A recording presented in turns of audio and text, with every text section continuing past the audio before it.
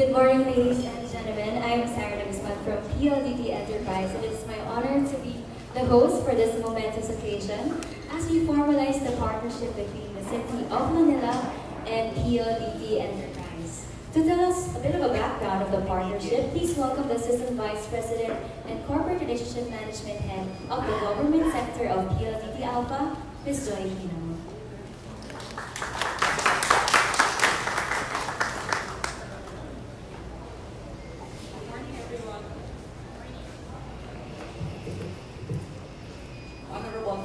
Isko, Moreno, Vice Mayor City Admin Sir Felix Espiritu, Secretary to the Mayor Sir Bernardito Ang, Chairman and CEO PLDT Mr. Manuel Chief Revenue Officer for PLDT and Smart Alpha Nilio, SVP and Head of PLDT and Smart Enterprise Julie Hernandez, First Vice President and Head of PLDT Alpha, Victoria, Mr. Yves Gonzalez from Google Philippines, Head of Government and Public Policy. Our esteemed hosts from the City Government of Manila, my dearest colleagues, guests from media, a pleasant morning to all. Today marks a very important milestone in PLDT and Smart partnership with the City of Manila. And with Mayor Isko Moreno at the helm of the city's operations, we truly are excited to see how else we can support your government's initiatives. Connectivity has always been at the core of the PLDT group, and today we remain committed in further strengthening this as we roll out Google Station Smart Wi-Fi in high foot traffic areas around the city. Kasama po dun, sir, sa Google Wi-Fi, Manila City Hall, Hospital ng Maynila, Tondo Medical Center, Cap Andres Bonifacio Memorial Medical Center, Universidad de Manila, and the Museo Pambata. This is only, sir, the initial phase, and for the discussion, we'll talk about that. Our greater goal has always been to connect every Filipino wherever they are. And with this partnership, we're opening a multitude of opportunities for Manileños to stay in touch with their family and be more productive saan man sila. It is an honor for us to play a huge part in the city's digital transformation journey, and we look forward to seeing how else we can further support and enable you and the Manileños as you pivot into becoming a smart city. We thank you for trusting us. Magandang umaga and maraming salamat. Thank you very much, Ms. Joy Hino. And now to give us his message, please welcome the Chairman and CEO of PLDT and Smart, Mr. Manuel B. Pangilinan.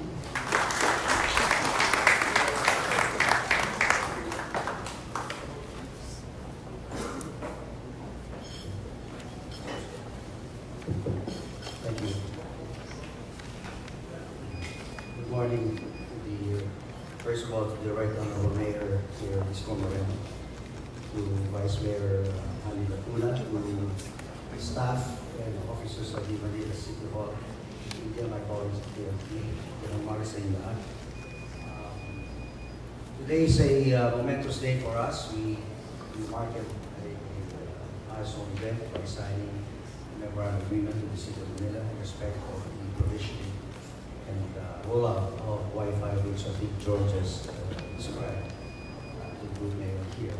But I think more than that, we want to do a number of projects that the mayor has described to us this morning, and I think when we met a few weeks ago at PLDT. So I just want to say that we are committed to supporting Mayor Moreno in these many efforts, not least of which is For example, he mentioned that was right up the alley of PLDT, is the provisioning of CCTV cameras in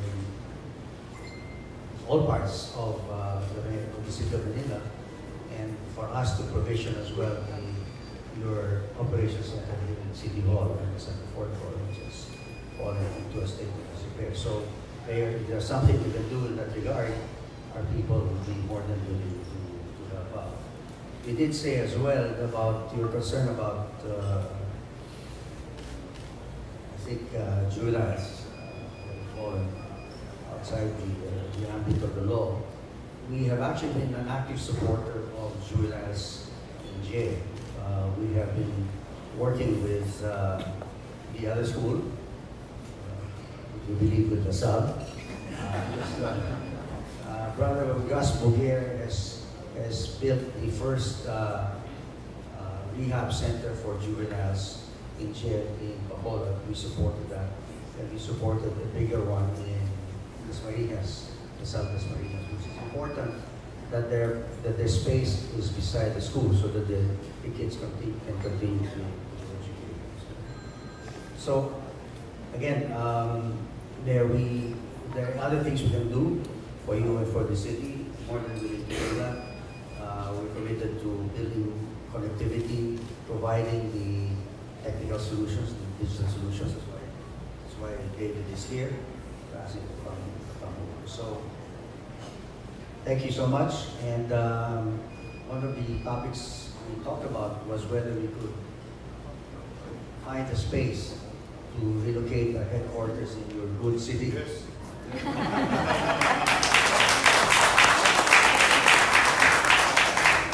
I actually think City Hall might be a good space. So maybe,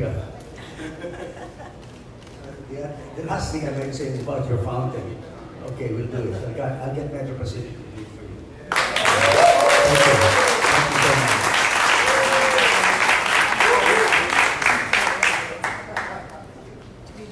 Thank you very much, Mr. Manuel Pangilinan. So we're reluctant to visit the LGUs. We know it's going to cost us money. Another big hand for Mr. Manuel Pangilinan. And at this time, we'd like to hear from the Honorable Mayor of the City of Manila, Honorable Mayor Francisco Isko Moreno Dumagoso.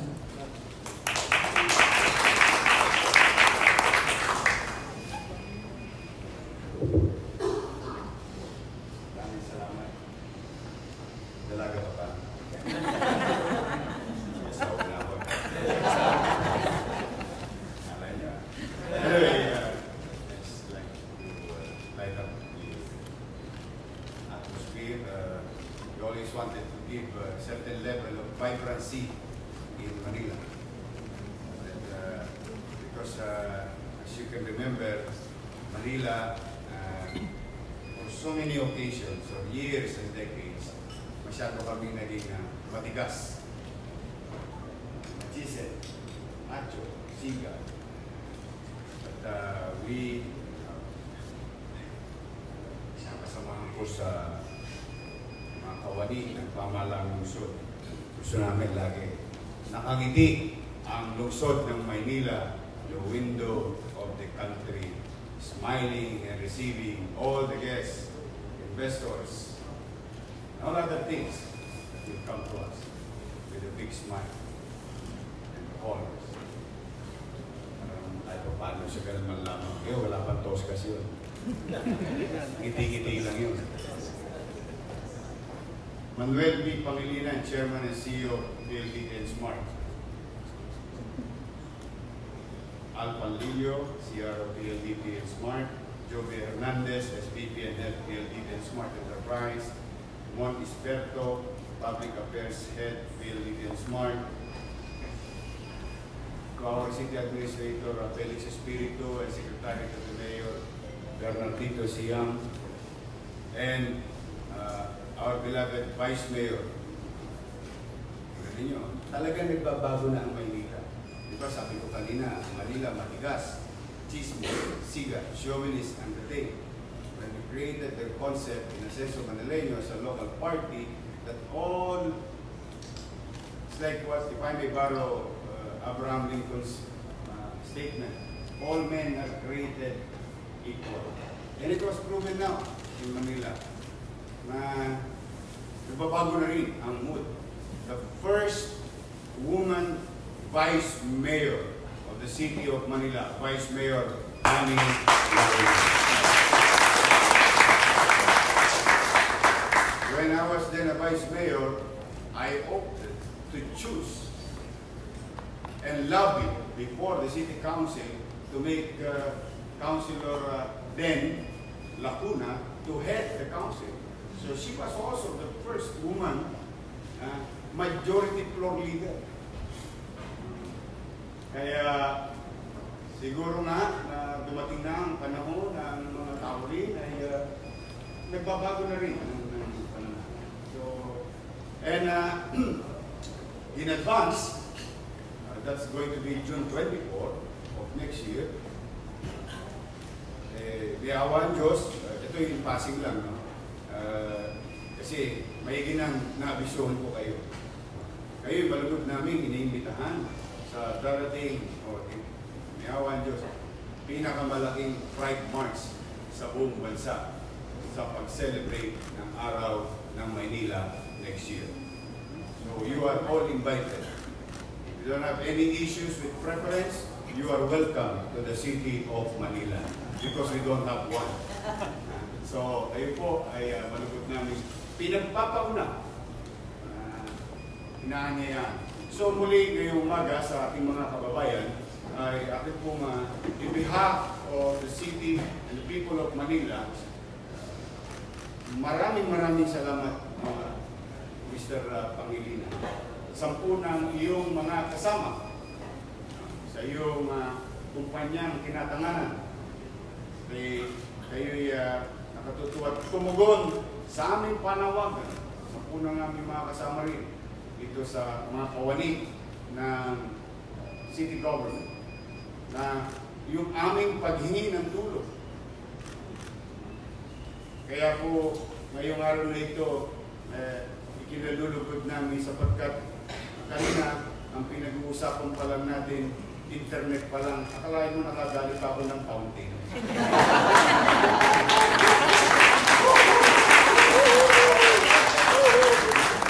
Lagot ka, Mr. Pangilinan. Tama yung sinabi mo. Marami ka ngayong imbitasyon na makukuha sa mga local government. Mr. Pangilinan has a story behind it. I would think that Manila is very special to Mr. Pangilinan because Mr. Pangilinan is Batang Manila. You can ask him later on. I was told, I am not the authority to say it, but I know for a fact that he's from Manila.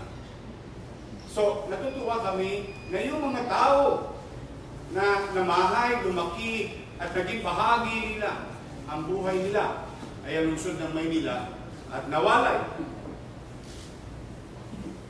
at naglakihan sa katagumpayan ng kanilang mga kani-kaniyang field of undertaking ay ngayon ay bumabalik upang tulungan ang komunidad na bahagi ng kanyang buhay.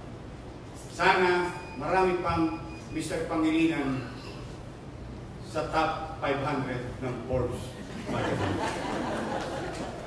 Opo, sapagkat alam po ninyo, ang pulubi hindi nakakapamili. I know how it feels. Kaya any help will do.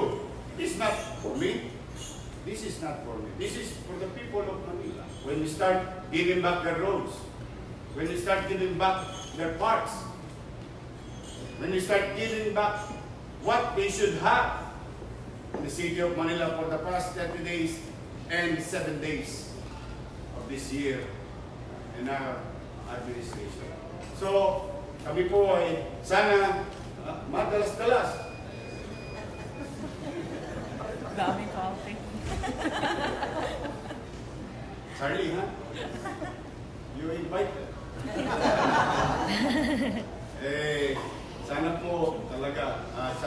ibang mga manunood, kung hindi man kabigatan sa inyo, sana po tulungan niyo po talaga kami. Kailangan. No, ang maganda lang ngayon, Mr. Pangilinan, kung meron kami may pagmamalaki sa inyo na bilang isang mga bahagi ng negosyo sa ating bansa. Ang ating pong Pangulo ng bansa, nagsaad ng polisiya. Sabi, dapat yung mga business permit na yan.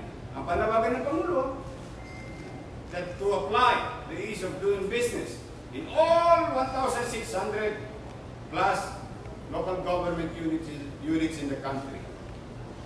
Awan ng Diyos, kay Atty. Paul, ang head ng licensing division of the City of Manila, and Director Levy Pacundo, came up with an idea. And we launched it, witnessed by Secretary Lopez, that if the President, for that matter, is asking at the very least 3 days, kailangan may permit na. Ang Manila po, dati last month, no, 2 months ago, dati 11 steps in 8 windows, ang Manila po, 3 steps in 1 window. Dati kapag nag-apply ka ng business permit, ang Manila, 5 to 10 days. Minsan hindi ko makuha. Nag-operate ka na, ang sabi ko na, 2 follow. Now, Manila, we challenge each and every investors or businesses and entrepreneurs. Go back to Manila and test our capacity to the maximum. That in Manila today, when you file your business permit as new business, you will have it in 1 day.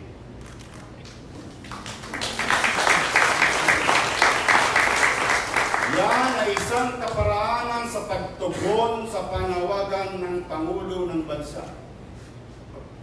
Hamong ibinigay sa atin ni Pangulong Duterte. At bilang kapitbahay, bilang bahagi ng local government unit, at bilang Kapitolyo, manubang dito na rin masimulan ang hinahangad niyang pagbabago at hinahangad namin pagbabago. So kayo po, sa inyo, sa lahat, sa Metro Pacific Incorporated Group, no? Sumayin nyo ang taus-pusong pasasalamat ng aming mga kababayan sa lungsod ng Maynila sa tulong na ipinagkaloob nyo sa amin. At awan Diyos, ito ang garantiya namin sa inyo. Pagbubutihan po namin. Talaga po sa maliit naming kaparanan, yung inaasahan ninyo, I hope, sa awan ng Diyos matugunan namin, maabot namin yung inyong mga expectations. We will try to live as if para kaming makina ng kotse.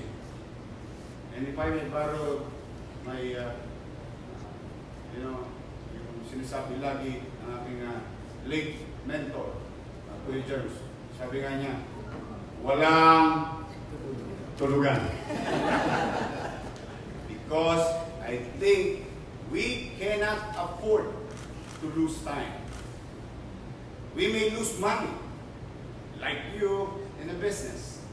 You can gain back money. If we lose time, and I believe personally, the most valuable commodity, kung pwedeng tawagin commodity, the most valuable commodity in this world is time.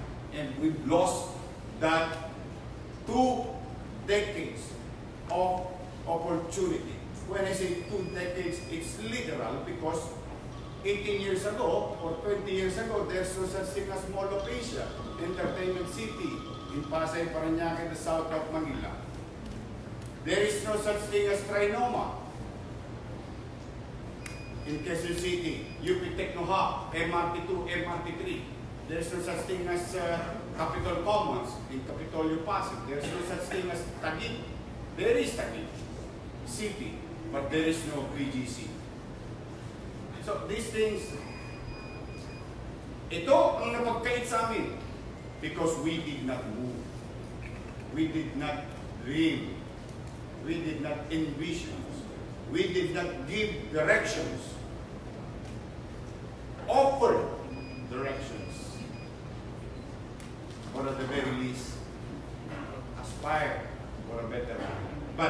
bigat as it may, ay maaaring sila'y matatayog ang kanilang mga gusali. Magaganda, tama naman.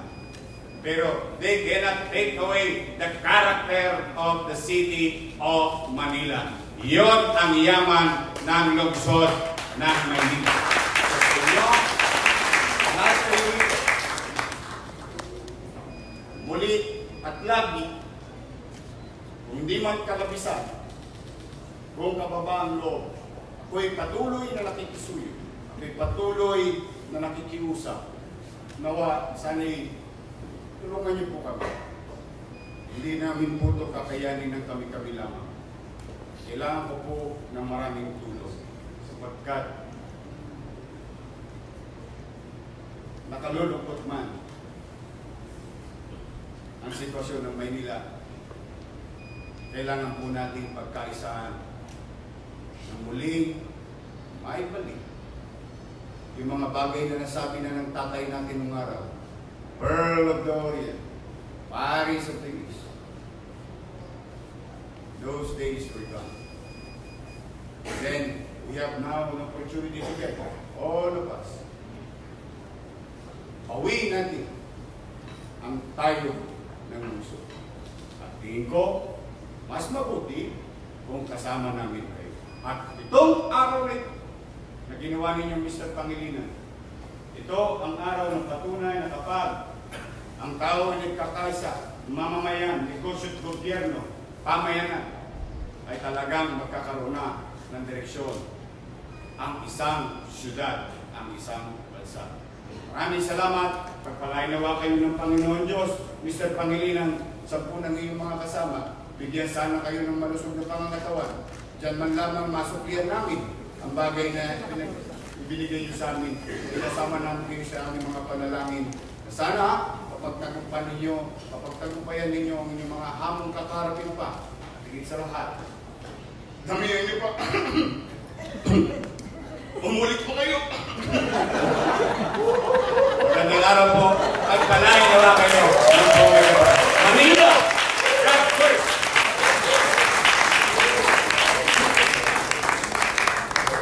Another big hand for the Honorable Mayor Isko Moreno.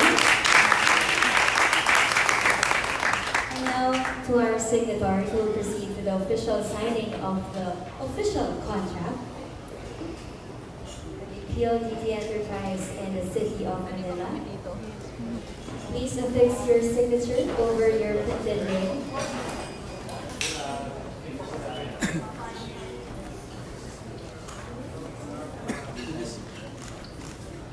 Ano yan? Ay! Oh, pupula.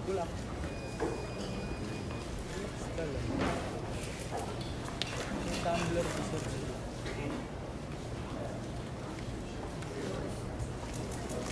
Mama, cellphone mo.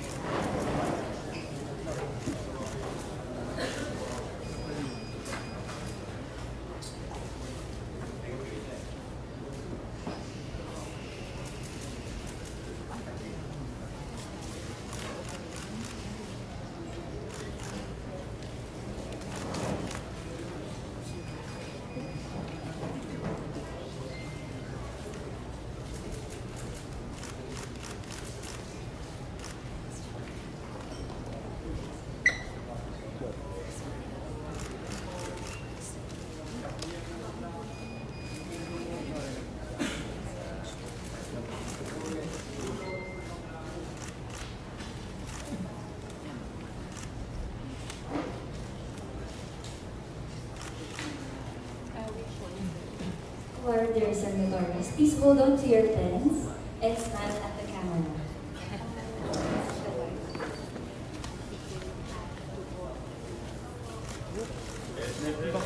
Mama po lang.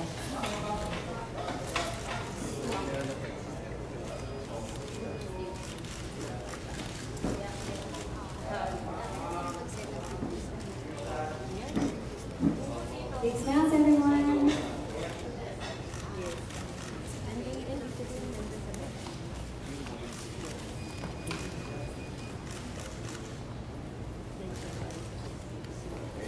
At this point, we'd like to ask our signatories to please rise.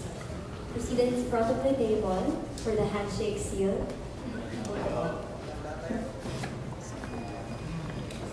Dami naman dapat ng lahat.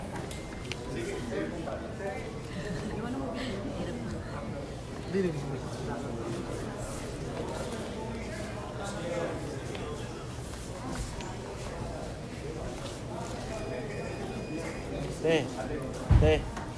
Ma'am, meron sa likod May camera sa likod. Yung mga nakigulo sa gitna.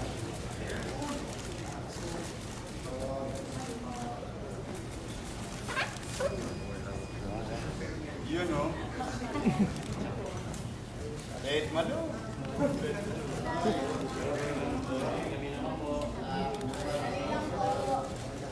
Big smiles, everyone! At this point, we'd like to call on Isko, our Senior Vice President and Head of PLDT and Smart Enterprise, Mr. Joey Fernandez, as well as the Head of Government Affairs and Public Policy of Google Philippines, Mr. Ives Gonzalez, to join the group photo.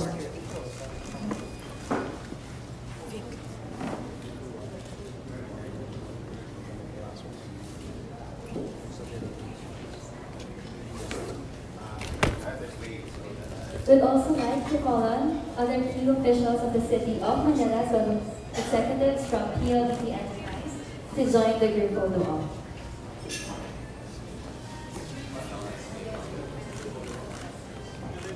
All the department heads of City of Manila, please do join the photo op, as well as the executives of PLDT Enterprise. Thank you. Ano mo na doon? Jed.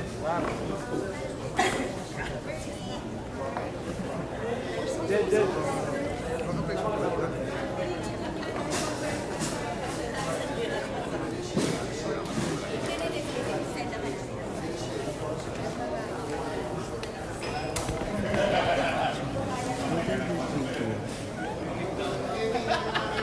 Teka, ask ko sila.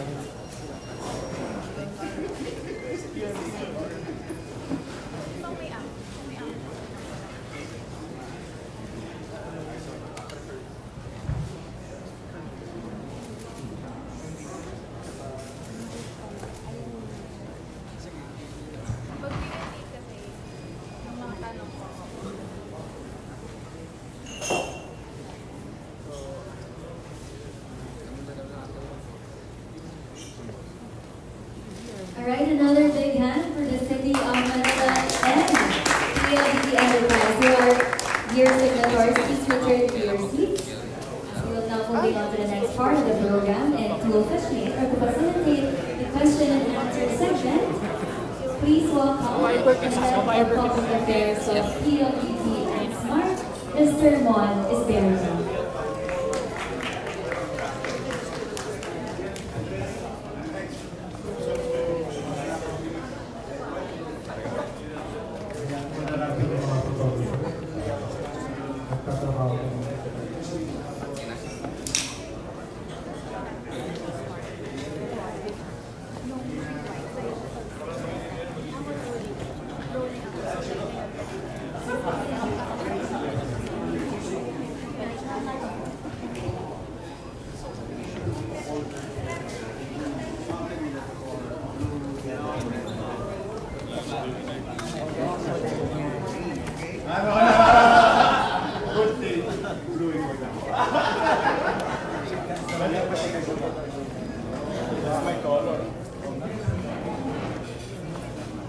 After that, press ko na tayo. Press ko na.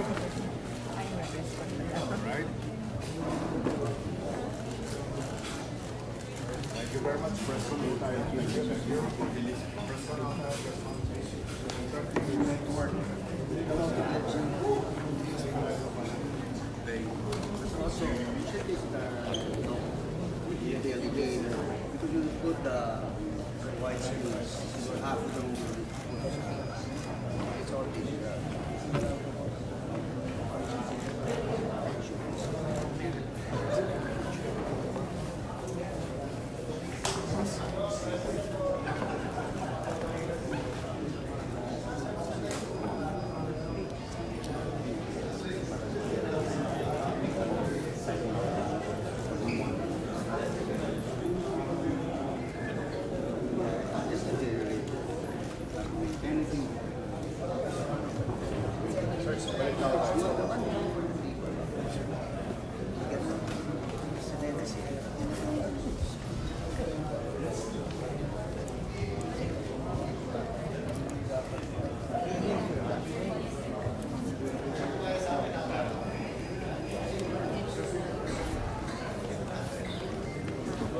very much, Mayor. At this point in time, good morning, everyone.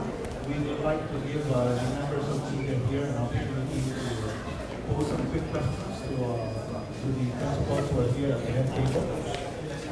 So I just like to request the members of media, if you wish to ask a question, to please raise your hands. We have a microphone here that we can provide Please identify yourself at saka kung sino po gusto nyo sumagot po sa tanong. Hi sir, good morning. Katrina Domingo from ABS-CBN News. For smart communication officials, why did you prioritize these 6 locations in the capital city, and where do you plan to move forward? Thank you. You want to answer? Joy? Sige, Nina. Nina is, I get the smart Wi-Fi. she runs the smart Wi-Fi. Yes, well, we coordinated very closely with the city government in choosing which particular areas. And these are, in general, what we want is where we are able to help the most the public. No? So these are the high foot traffic areas that we actually chose. So initially, it's just the 6 sites, but we intend to roll out a few more in close coordination again with the local government. Saka pag may emergency, pwede na tumawag yung may mahal sa Wi-Fi. Yes. Because there's a available bandwidth there. Pwede na siya mag-Viber, Messenger, using the Wi-Fi. Right. Mayor, nagbabayad ka ba, Mayor? May video nga tayo. Sabi nga sa akin, naawa sa akin, si Mayor ba, mabilis yung data kasi hindi nagdalag, hindi naka-smartphone. Totoo yan!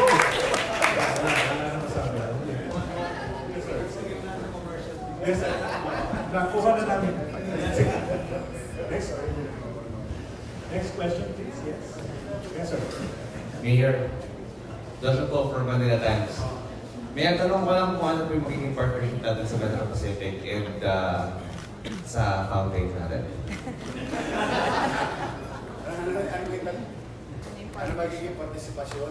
Nila sa Metro Pacific tsaka sa fountain natin sa Manila. Oh, well, after the signing of the agreement or assistance given to us by PLDT Smart, no, I would assume that the donation will come from one of the subsidiary company, and in this case, I would the water or the utility company under NPL. But I don't know what happened in less than 2 minutes. In between, I don't know. But Mr. Pangilinan said, Toledo, halika. Huwag na yan. Personal money ko na lang ang pampapagawa ng fountain. Ano ang epekto nun? Oh, here we are. You know, it is a personal money coming from Mr. Pangilinan, who is a private individual. All we have to do is to start building and digging. Mapapabilis, and the people of Manila will, receive it, feel it, mararamdaman na kagad nila. There's something new in Andres Bonifacio. And this is our drive and policy with regard to protecting, keeping clean our heritage. And in fact, hindi namin binubuhat ang bangko namin. Binago namin yung aming direksyon sa pagpapatayo ng City Hall. Mas pinahalagahan namin yung open green space than our proposed office. Building up a new City Hall. Kami na ngayon na mag-a-adjust. Kaya napapaganda lang kasi mukhang things are falling into right places. Kaya ito, hindi lang sa MPI, hindi lang sa kumpanya. Kaya ito, pera na ni Mr. Pangilinan. Sir, hindi kami tumatanggi. But I'm happy. It is in a better situation. Mas mapapagalas. So yun ang ano. Kaya kami, trabaho na lang namin. Tumanggap, i-assist sila. Wala na ibang dapat. Okay, thank you. Thank you very much. Next question, please. Good morning po, I'm Gregory Doro from TV5. To Mayor Isko Moreno po. Sir, when you were Vice Mayor, you pushed for the provision of Wi-Fi services in the city. Now that you're Mayor, and with this partnership, how would this be vital in providing delivery, how would this be vital in delivering services to Manileños?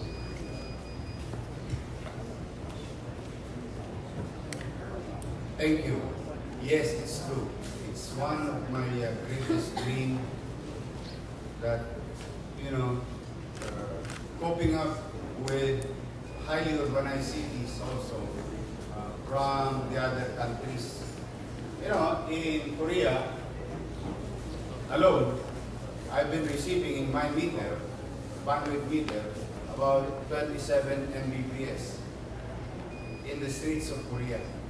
At the time, that was like 4 or 5 years ago.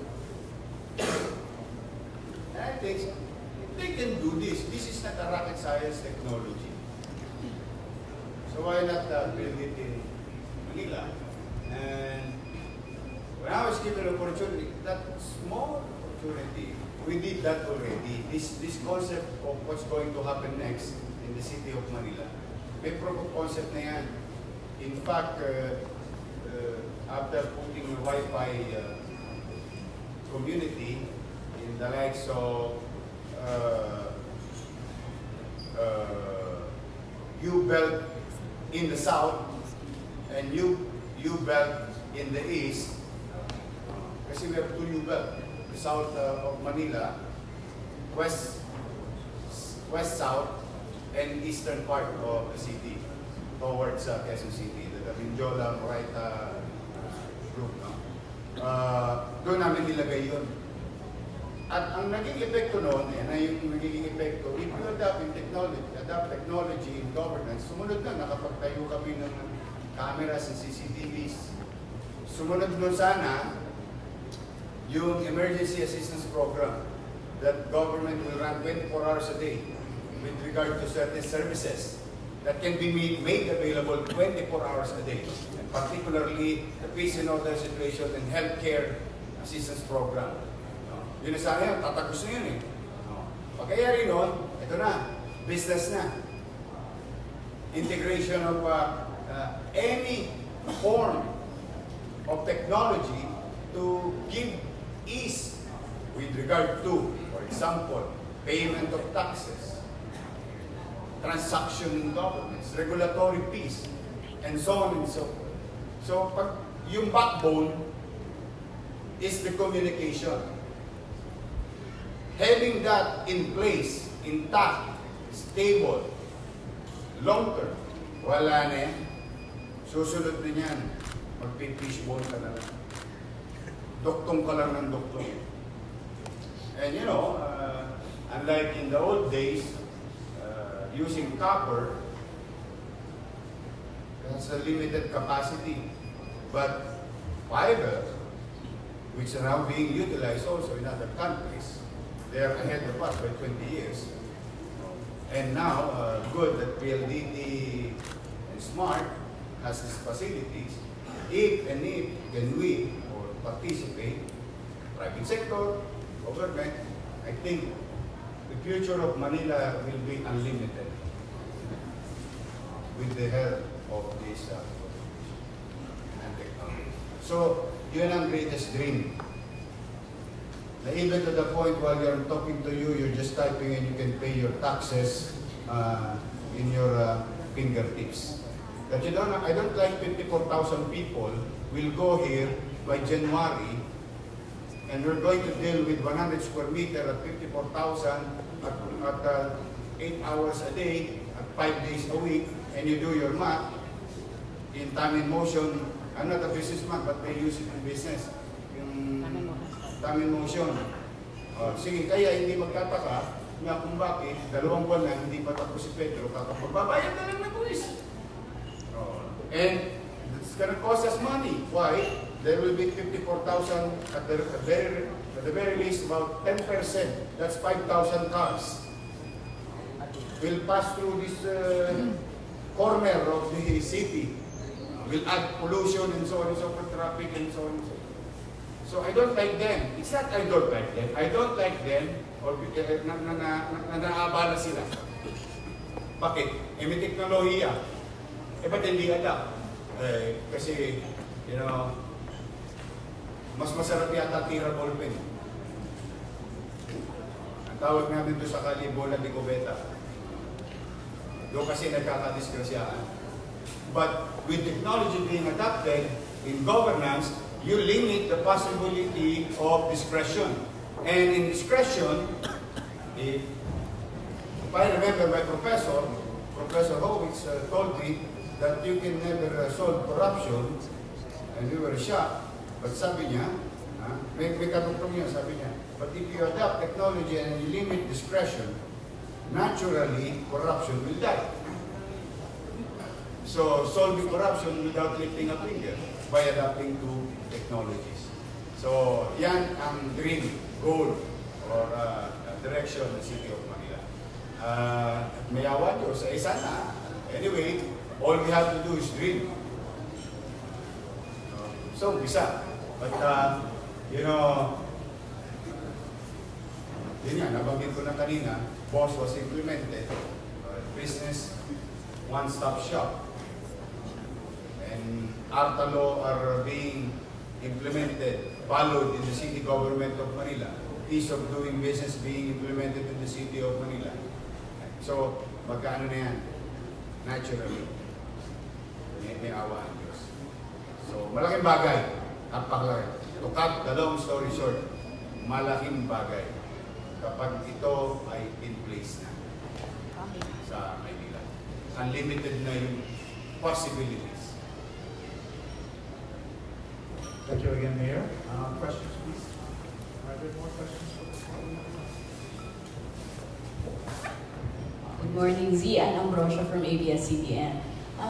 Mayor, aside dun sa 6 na lugar na nabanggit ninyo, ano po yung next target ninyo na mga lugar? Meron pa po ba?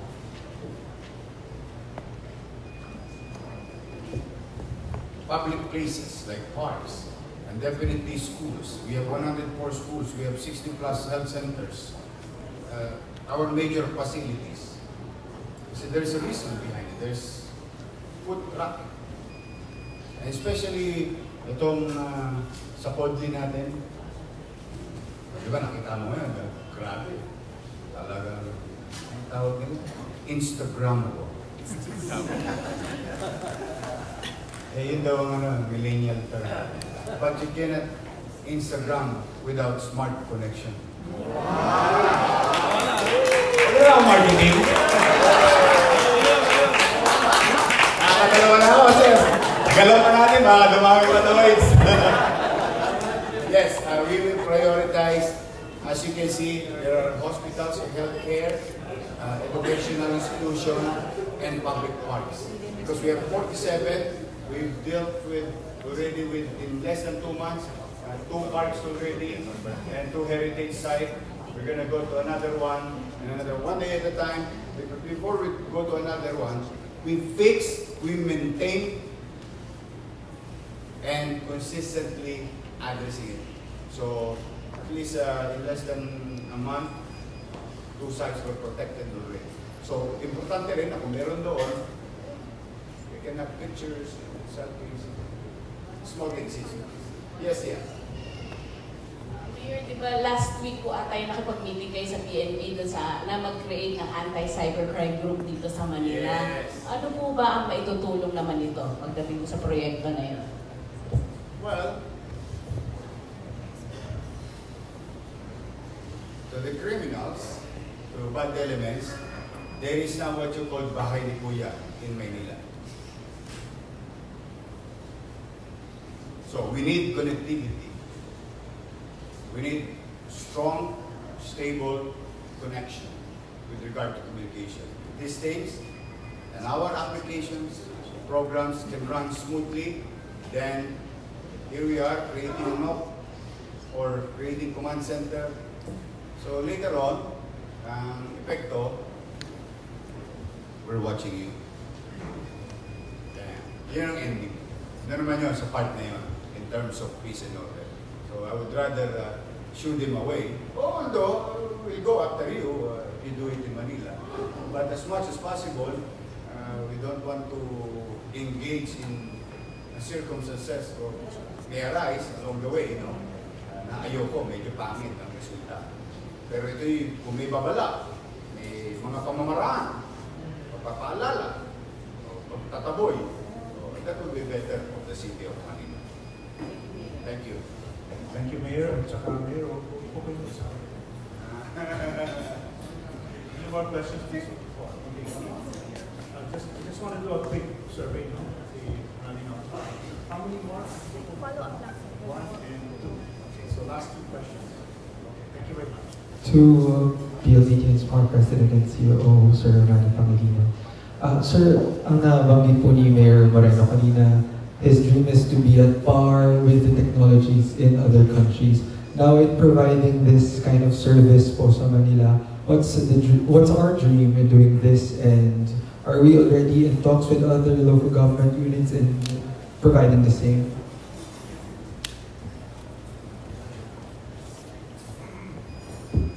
Thank you for your question. The answer is yes.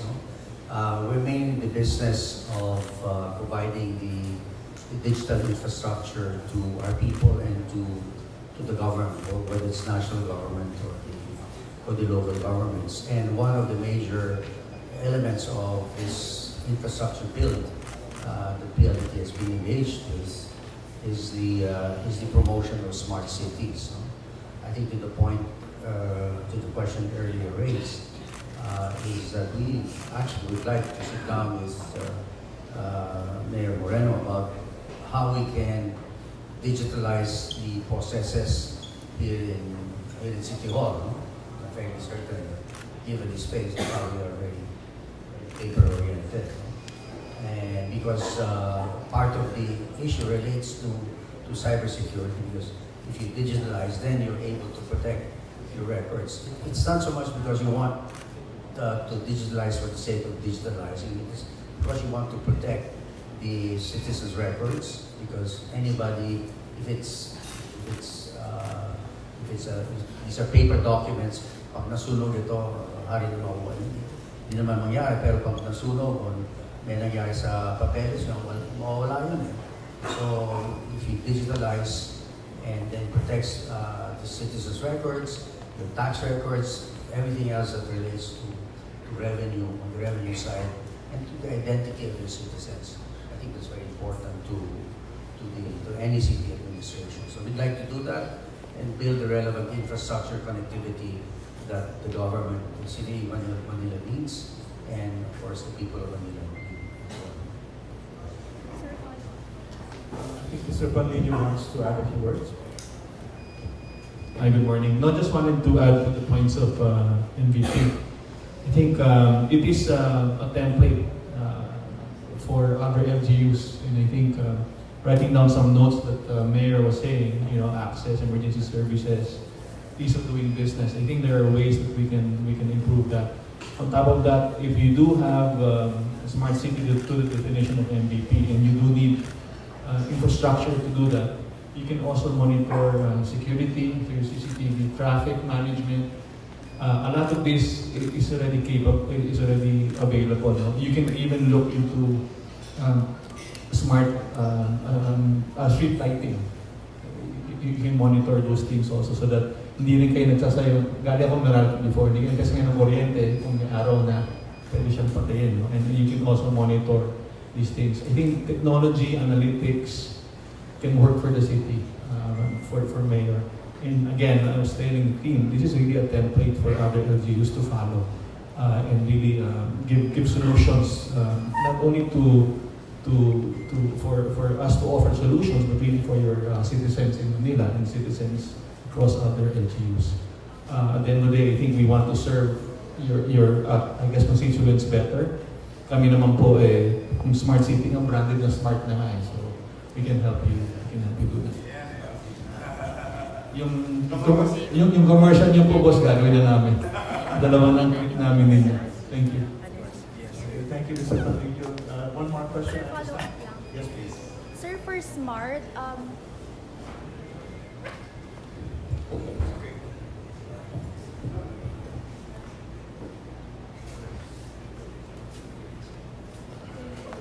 Sir, for Smart, Google expanded its Wi-Fi stations around 400 units last month.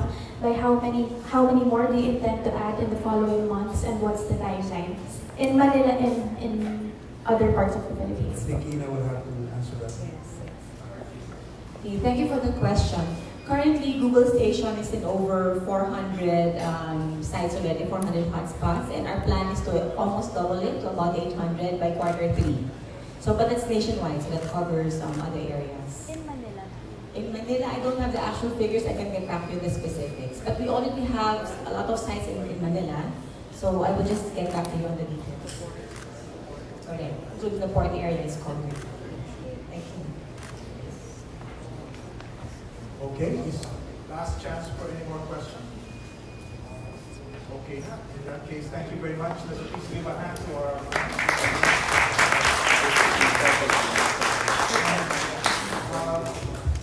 Mayor, Paul, and Mr. Pangilinan, you may want to have some final words before we